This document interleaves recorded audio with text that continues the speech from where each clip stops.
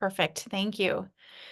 Before we get started, I would like to welcome Acting Chair of the CSRD Board, Natalia Melnichuk, who is also the Director of Electoral Area G, Blind Bay, Sorrento, and Notch Hill. Thank you, Jenny. So just providing an introduction to this evening. This is the last of a week-long series of conversations that have been happening both in person across the North and South Shuswap, as well as last night with an additional virtual meeting as the same as tonight. And I want to just start off by welcoming everyone to this virtual meeting, and to thank you as well for coming to this meeting. This is an important opportunity for our communities to have an opportunity to share their experience with the wildfires of 2023 that impacted us, share their experience with CSRD staff, so that we can be looking at ways for moving forward together in the future, and looking at ways to alter and improve different elements of how we responded to the wildfire as a collective community, so that we're better prepared. And that's part of our journey as a society, as we learn from our past experiences and work forward into the future so that we have better response. I also want to acknowledge that both myself in the political space, as well as area director for the North Shuswap Area F, Jay Simpson, but we're both on this call in the political capacity. But our job tonight, as the local politicians, isn't to be talking; it's to be listening, and really to allow for that conversation to happen between CSRD staff and community members, and recognizing that CSRD staff are the technical experts in this space and are able to provide the richness and depth in conversation for the public. So we're here to listen as well. I also want to acknowledge that we're all on the unceded territory of the Secwepemc Ulu, and value this land that we're on. Also lots of welcomes here. Also want to welcome Monogram as the facilitators to this evening, and recognize that they are external to our community, and are going to provide that external voice, and they'll be explaining before we get into the meat of things tonight, the process that we're going to be going through tonight and some of the logistics. So with that, I'll turn it over to Monogram, and once again, just thank everybody for being on this call, and thank staff in particular for giving up their evenings to be with us all in the community for over the last week. And of course, thank you to all of you who are giving up your time this evening also to share your perspectives. Jenny, back to you. Thank you. Thanks, Natalia. And we really appreciate you being here as well.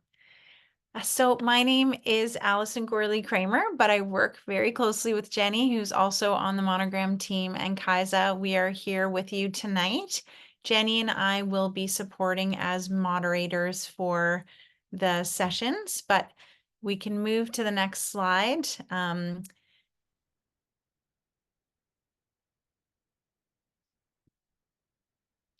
I wanted to thank Acting Chair Melnichuk for acknowledging the traditional territory that we're on this evening. Next slide. So as I mentioned, my name is Allison. I do work for a company named Monogram Communications. We are based in Northern BC and have team members all over this beautiful province. I actually came out west from Nova Scotia as a tree planter. So I planted in Lumbee and around the area, and for 6 summers. So I'm very familiar with the area, and have a great love of the outdoors. So we're really honored to be part of this work. And I'll just start by going over what we're going to cover tonight. We're going to start with a bit of a presentation. You're going to hear from the team because they really want to take this opportunity to provide a bit of an overview. And it really helps us get prepared to move into our question and answer format. We're going to be talking about how we got here, building trust through this process, the roles and responsibilities of the CSRD, emergency support services, preparing personally for emergency situations such as this, fire smart tips, steps in an evacuation, and CSRD fire services. This is a virtual information fair, and it is different than the other four um, sessions we had in person in community. This is our second virtual, and it'll be a little bit different depending on how many people we have in the session, and we'll do a count right before we decide. We'll be probably breaking into 2 breakout rooms where we will have experts covering different areas: operations, communications, roles, responsibilities, and emergency support services, preparedness, and fire smart. The panelists will move with us between the rooms, and Jenny and I will be moderating the questions. You'll get an opportunity to meet the CSRD representatives and ask lots of questions. Next slide, thanks. So in doing this work over the last week, as Director Melnichuk mentioned, this is all about coming together in the spirit of community. It is about answering questions honestly, transparently, and with all the information we have. It's about sharing information and balancing time for sharing information and answering questions. We in turn ask that people who are participating tonight use respectful people first language, ask brief, genuine questions, and allow space for answers. The team is here tonight. They're coming to you with their areas of expertise, and they genuinely want to hear from you and be able to respond and share. Consider that there may be people with different experiences present. Going through an event like this is a traumatic event, and there was a lot of emotion in our last session. So please have grace and respect and compassion. And then this is a really important one. You may have noticed this is a CSRD exercise. We cannot speak for other agencies. The team comes together representing their organization. And although we will be capturing all of the feedback and putting it in a report that will be shared with partner agencies. Next slide, please. On the call with me tonight, I have Kathy from Emergency Support Services, John, who's going to be speaking to roles and responsibilities. Len is here to talk about Fire Smart. We have Tom, who's talking about personal preparedness. Tracy will be speaking to communications, and Sean is here as the fire services representative. So when you are thinking about the questions that you have, you might have to save some depending on what room you're in. And again, everybody's here dedicated tonight to listen and answer your questions. So how did we get here? There's an opportunity to bring everyone together. After some time had passed from what happened over the summer and in preparation for what could be another season of wildfires. Nobody wants to imagine or envision that that could be the case, but the team is coming together proactively in preparation to learn and to listen. And as soon as the funding came to do this engagement work, the team got rolling. So that's how we got here. And the reason, again, for coming together is to listen and implement some of those recommendations for the following season. Moving on now, Tracy from Communications, over to you. Thanks, Allison. I'm Tracy Hughes. I do communications for the CSRD.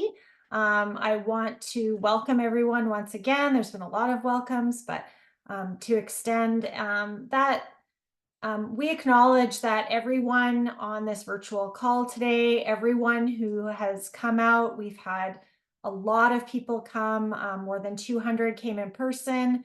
We've also had more than 400 surveys filled out providing information, and everyone who's contributed has had a different experience with this wildfire.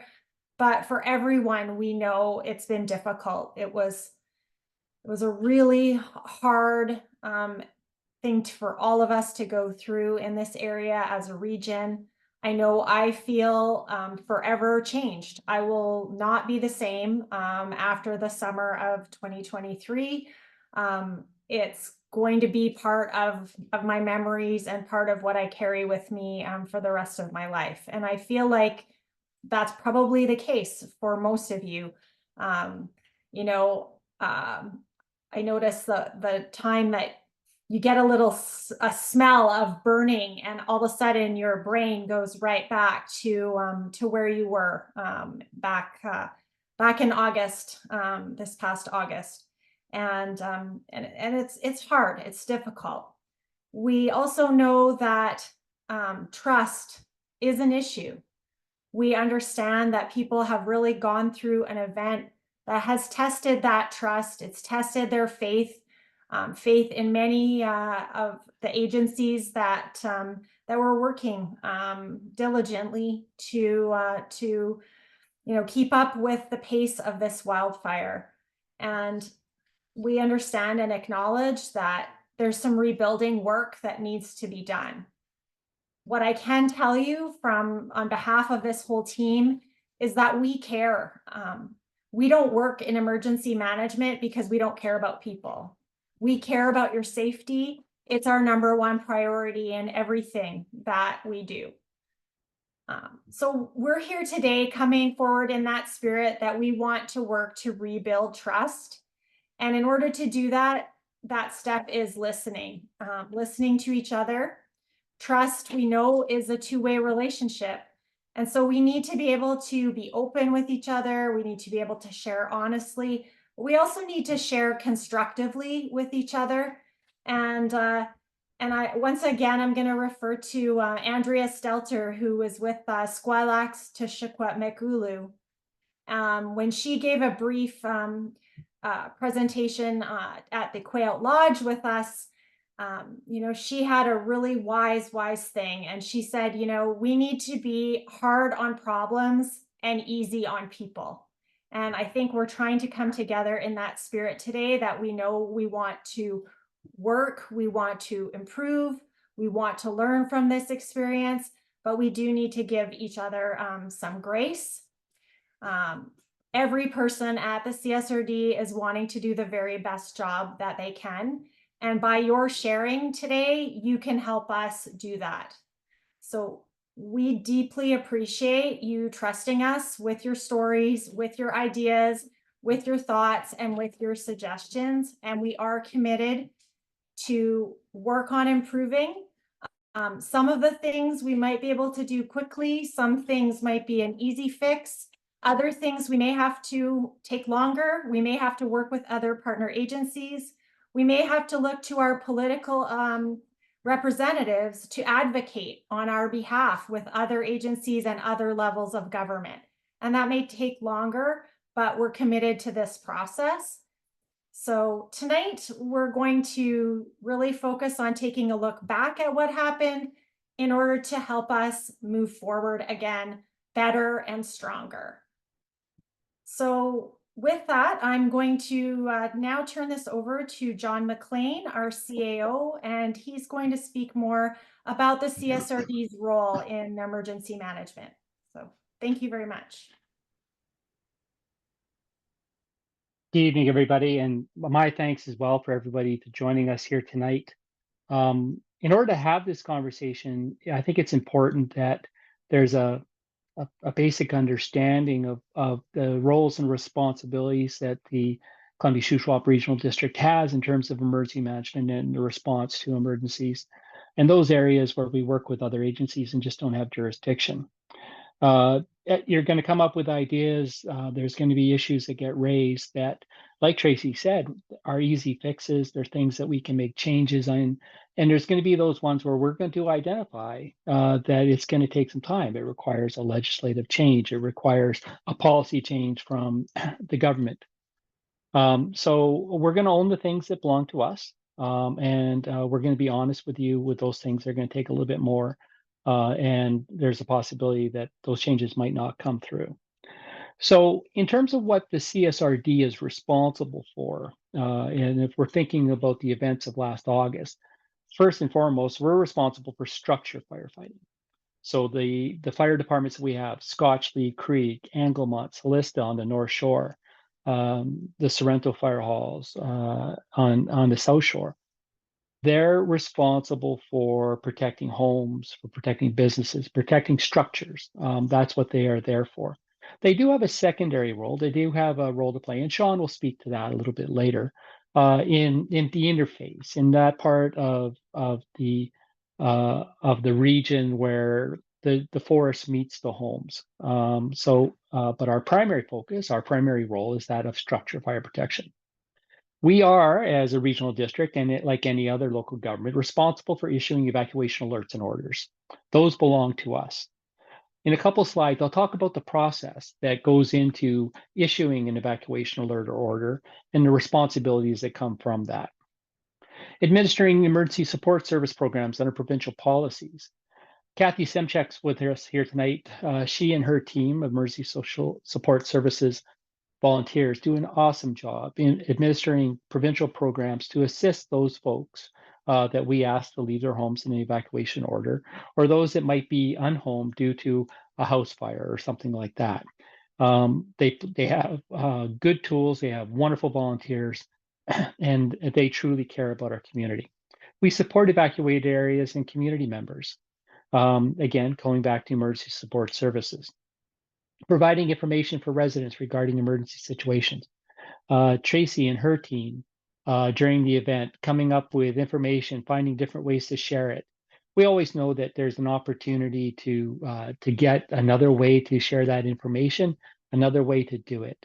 I do want to recognize and acknowledge one fact. There's been people that have come, and it does not emergency management. It could be just normal CSRD business. And they say, the reason I heard about this is because of my neighbor. That's hardwired in. We do rely on word of mouth to help get some of that message out. It's part of the process. But we do recognize that we can always improve. We can always find some more tools to ensure that we get the information that you need to you as soon as we can. One of the things that we're responsible for is providing security to evacuated areas. That's an absolute responsibility. If we ask you to leave your homes due to the risk due to wildfire or whatever emergency might be, we have a responsibility to ensure as much as possible that your home remains safe, that it does not have anything untoward happen to it. That's why the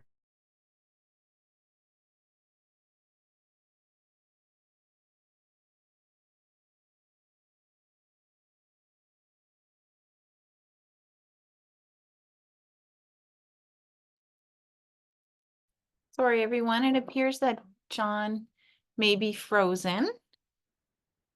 So we'll wait and see if maybe he can drop off and join us again.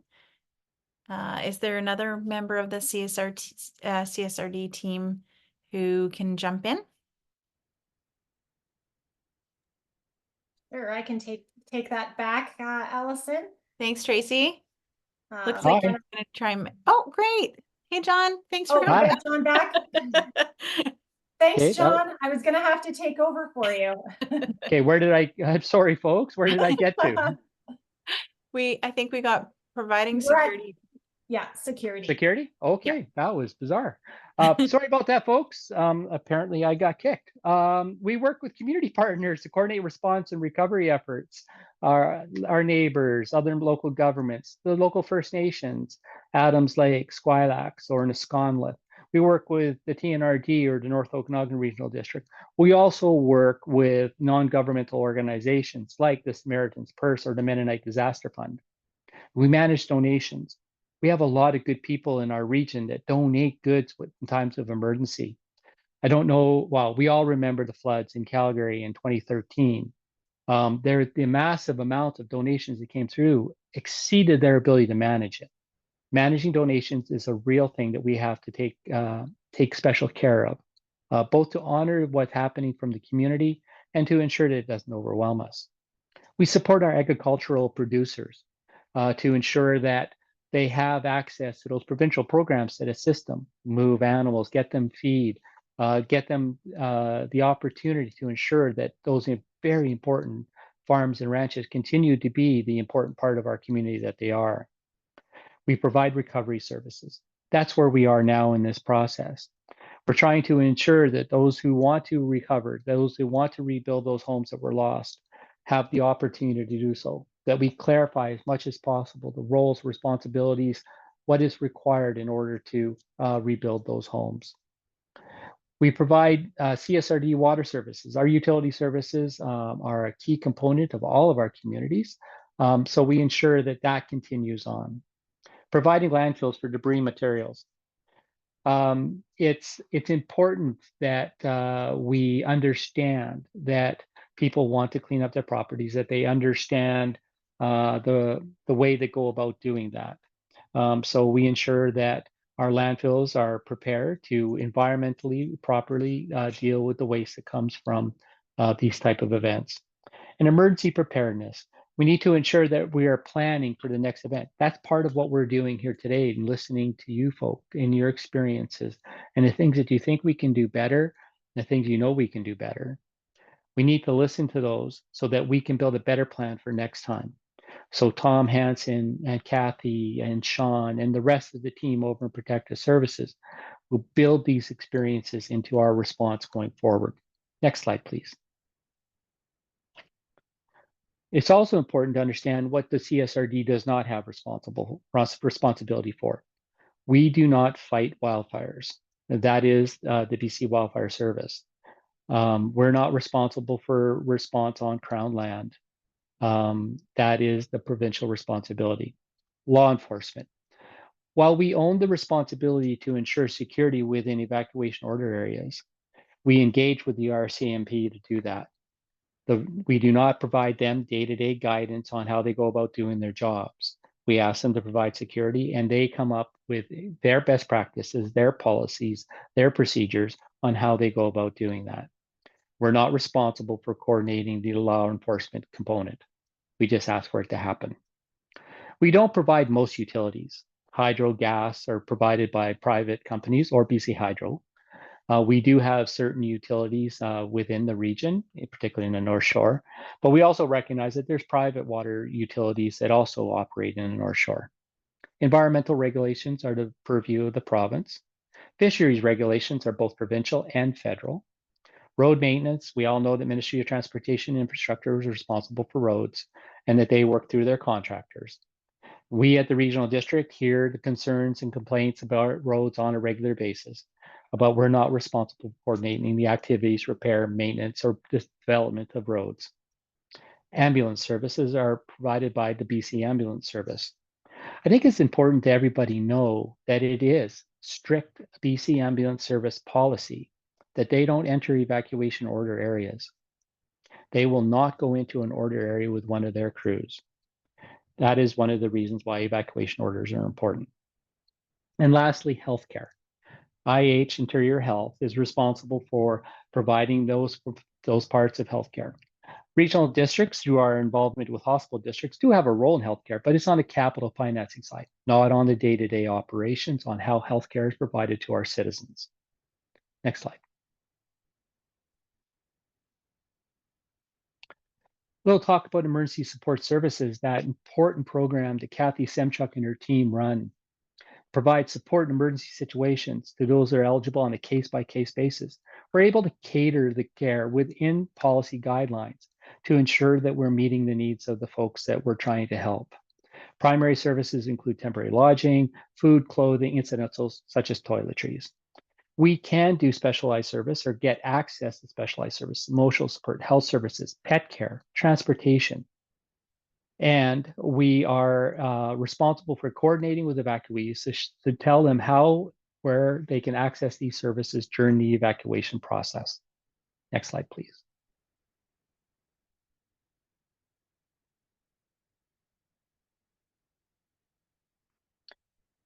Personal preparedness.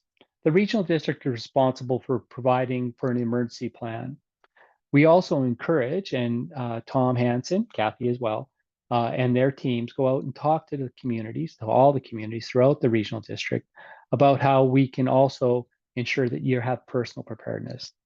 So we need to talk about having supplies at home, and recognize that there might be times when you're cut off from help, that there's not going to happen. 72 hours is a general rule of thumb to ensure that you can survive on your own. You need to look at your insurance policies and ensure that those insurance policies that you buy are going to cover what needs to happen. There are times when we find, and we've seen it this time, where the insurance policy did not cover everything that the policyholder thought it would, and it causes some challenges. So we encourage you to have an emergency plan for your home, for your family, that you talk it over with your neighbors, that you have a go bag when you're on alert so that you're ready to go in a few moments, that you have those important documents, those important mementos, those drugs, those prescriptions, and that you have it all ready to go and you understand where those things are when it is time to leave. We don't always get the opportunity to put an evacuation alert in. There are times, and we had it this year, where we went straight to order. When there's a firefighter knocking on your door saying that it's time to go. We need you all to be ready. We all need to be ready in each of our homes to leave in the time when it's most safe for us and our families to be somewhere else. Next slide, please. Fire Smart. We've got Len here with us tonight. He's our Fire Smart coordinator, and he also works with us here at the Columbia-Shuswap Regional District. FireSmart is an excellent opportunity to provide that additional opportunity when the forest fires come through to help your home be there, to help us not have those losses, to prepare, to remove those fuels, to understand where the water is going to come from, where sprinklers can go, all of these aspects to to provide a better chance that your home will be there. We can all see properties in this area as we drive through and see the devastation that we can see on the North Shore and see that there are homes there that we know were fire smarted and they survived the fire. So this is an opportunity to prepare your home, your property, so it has the best chance to be resilient and sustainable when a forest fire comes through by reducing fuel load, landscape conditions, getting rid of the flammable materials, and making your home fire resistant, whether it's the roof, the siding, the gutters, whatever the case may be. We have people that can assist you in doing that. Next slide, please. So we also have financial incentives. There's a $500 rebate that you can apply for works that you've done on making your home fire smart. Again, talk to Len and our team in the Fire Smart program, and we'll help you out as best we can. Next slide, please. So I think it's important to talk a little bit about the process of an evacuation order. An evacuation order is a legal document. It is a process. It requires a great deal of coordination. We have to go through the process properly each and every time. It is a legal document. So if we're talking about a wildfire, which is the example that's most top of mind for all of us and the reason that we're here tonight, the first thing that happens is BC Wildfire, the incident command, the folks that are in charge of responding to that wildfire, will make a call to their colleagues at Emergency Management and Climate Readiness BC that they need a coordination call. We'll set up the phone call. It'll be BC Wildfire, EMCR, us, any First Nation that's affected, any other agency, the RCMP, that needs to be on that call. At that call, we will be provided the recommendation from BC Wildfire to evacuate an area. We will also receive a map from them on what they feel is the appropriate area to be evacuated. We will take that information, we will go into our geographic information systems and prepare a new map. We'll ensure that their lines didn't go through halfway through a lot, that we're capturing the whole of properties, that we're considering a road network and everything else, things that they might not consider. We'll consider where houses are located on properties, and prepare a map. We then proceed to prepare the legal documents that are required to enact an evacuation order. Once we have those all in place, we present them with the information to Chair Flynn or whoever's acting in his stead to get his permission to enact that evacuation order. Once he signs the legal order, and we have a mandatory evacuation order, we will then proceed with the notification. We will get everything squared away for our website, the dashboard that we have on our website, the alert system, alertable, using social media, Facebook, X or Twitter, Threads, whatever tools that we have to get that message out, we will get set up and we'll hit send. And we will also, wherever we humanly possibly can, activate our search and rescue units or the fire department sometimes to go knock on the doors as quickly as they can to inform people. We recognize fully and we understand, we've heard some of the failures, some of the gaps in this system. We're committed to ensuring that we do as much as we can to make it as clean as possible. Given all that, we also need to acknowledge that there's another type of an evacuation order. It's just as proper, it's just as legal, and that's a tactical evacuation. All of this process that I described here takes a little while. It takes some time to get it all done. There are times when Incident Command, the local fire department, BC Wildfire, will deem that it's more important to get people out rather than waiting for the paperwork to be done. They will go knock on doors and they will encourage, order people out. And they will then inform us, and we will go through the process that I described later when we have an opportunity. That's called a tactical evacuation. It's just as proper. It's just as important to obey. It's those incident commanders, those people that are on the ground, feel that your life is at risk, and it would be best if you were somewhere else safer at that time. Next slide. So these are the agencies that we work with on a regular basis on something like a wildfire. Of course, BC Wildfire is the lead agency. They are incident command. They're responsible for the response to the fire. The Ministry of Environment Management and Climate Readiness, the Ministry of Transportation and Infrastructure, Ministry of Agriculture, Ministry of Environment, Interior Health, Environment and Natural Resource Canada's, Fisheries and Oceans, the RCMP.